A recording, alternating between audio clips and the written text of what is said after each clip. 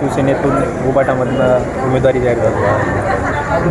शिवसेनेतनं उबाटातून म्हणजे ओरिजिनल शिवसेनेत आल्यासारखं वाटायला लागलं आहे. निश्चित उबाटा हा कैलासवासी स्वर्गीय बाळासाहेब ठाकरे साहेबांनी उभा केलेला पक्ष, संघटना, आणि त्या संघटनेत आज पुन्हा सक्रिय झाल्याचा खूप आनंद वाटतो.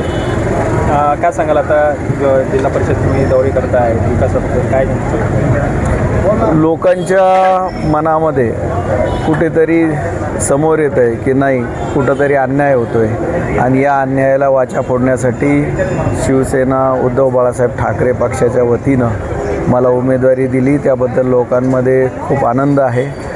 लोकांचं म्हणणं आहे की आपण या पक्षासोबत राहून निश्चित या समाजातील सर्व घटकांना न्याय देऊ शकतो.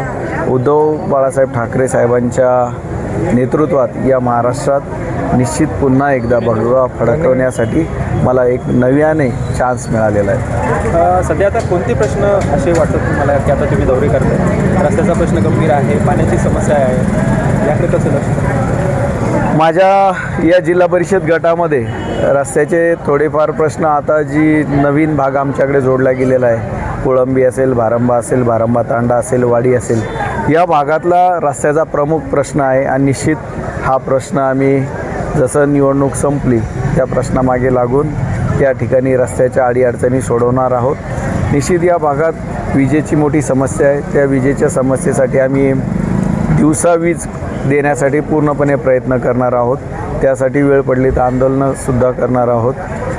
बाकी पाण्याचा प्रश्न निसर्गाने आणि स्वर्गीय रायबान जाधव साहेबांनी आम्हाला जे बळ दिलेलं आहे, ज्या या भागात धरणं बांधलेली, त्यामुळे पाण्याचा प्रश्न कमी आहे. परंतु मूळ जो विषय तो लाईट असेल आणि रस्ते असतील, या गोष्टीकडे आमचं प्रामुख्यानं लक्ष राहणार आहे.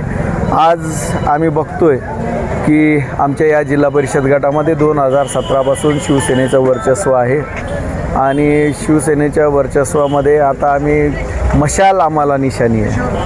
त्यामुळे या मशालीच्या माध्यमातून आम्ही हस्त्यापासून तर नादरपूरपर्यंत प्रत्येक गावात शाळा असेल, त्या ठिकाणचे शिक्षणाचा दर्जा असेल, हा सुधारवण्यासाठी प्रयत्न केलेला आहे. आज मला अभिमान वाटतो. त्यामुळे यापूर्वी माझी धर्मपत्नी शुभांगी काजे या जिल्हा परिषद सदस्य होत्या. त्यांच्या काळात या भागात जिल्ह्यात सगळ्यात जास्त विकास कामं झालीत. हे मी नाही म्हणत, हे विरोधक पण म्हणतात. आणि आज आपण पाहत असेल, रस्ते असतील, शाळा असतील, पाणी असेल, अशी जी काय समस्या असेल ही सोडवण्यासाठी तिने प्रामाणिकपणे प्रयत्न केला. माझी तर इच्छा ही पण होती की यावेळेस तिलाच उमेदवारी द्यावी, पक्षाने तिलाच उभं करावं.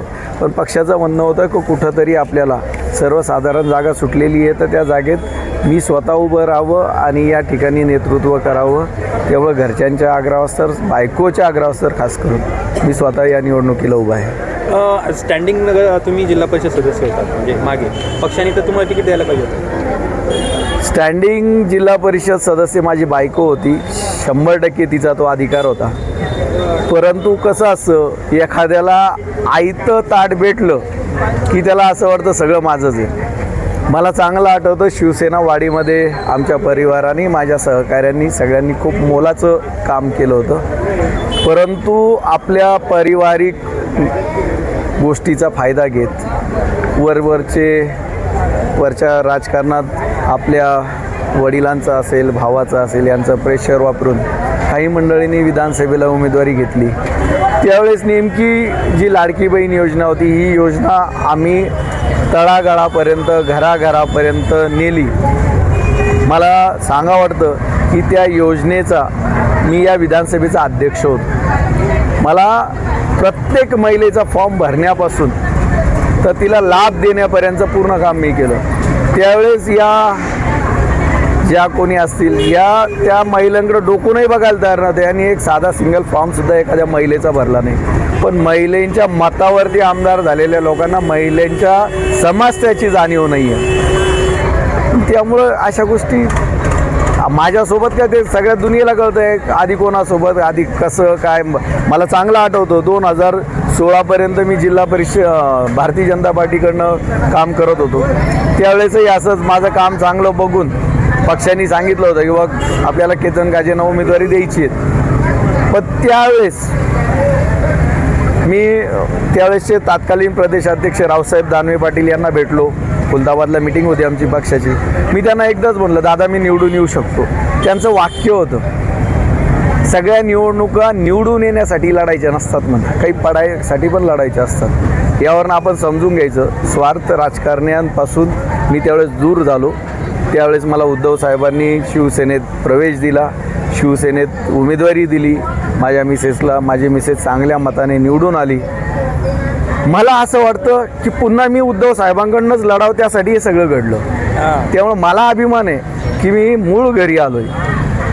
त्यामुळे निश्चित भविष्यात त्यांच्यासोबत राहण्यासाठी मी आता कटिबद्ध आहे. या भागाचा विकास करण्यासाठी मी कटिबद्ध आहे आणि या भागातली जनता निश्चित माझ्यासोबत खंबीरपणे उभी राहील याचा मला पूर्णपणे विश्वास आहे. बरं, जनतेला काय आव्हान कराल आणि मशालीबद्दल काय सांगाल? कारण की मी जनतेला एकच आव्हान करेल, उद्धव बाळासाहेब ठाकरे हा जो पक्ष आहे याची निशाणी मशाल आहे. आणि काय होतं, पक्षाच्या दोन्ही पक्षाचे नावं सारखे असल्यामुळे लोकांचा थोडा गैरसमज होत असतो. लोकांच्या मनात उद्धव बाळासाहेब ठाकरे हा पक्षच आहे, परंतु निशाणीत गोळ होतो. त्यामुळे मी जनतेला सांगेल की आपण आपला पक्ष मशाल आणि आपली निशाणी मशाल हे समजून मतदान करावं. निश्चित आपल्या सगळ्या अडीअडचणीला आम्ही सर्वजण त्यांच्यासोबत खंबीरपणे उभं राहू, एवढं मी जनतेला आव्हान करतो. माझ्या या जिल्हा परिषद गटामध्ये मी स्वतः म्हणजे भाऊसाहेब मला तसं केतन नावाने ओळखतात, पुंडलिकराव काजे ही जिल्हा परिषदला मी स्वतः उभा आहे. माझ्यासोबत किशोर जिल्हा पंचायत समिती गणातून सौ संजीवनी उमेश मोकासे या उभ्या आहेत. तर निंबोरा पंचायत समिती गणातून दत्तू लक्ष्मण सोनवणे हे उभे आहेत.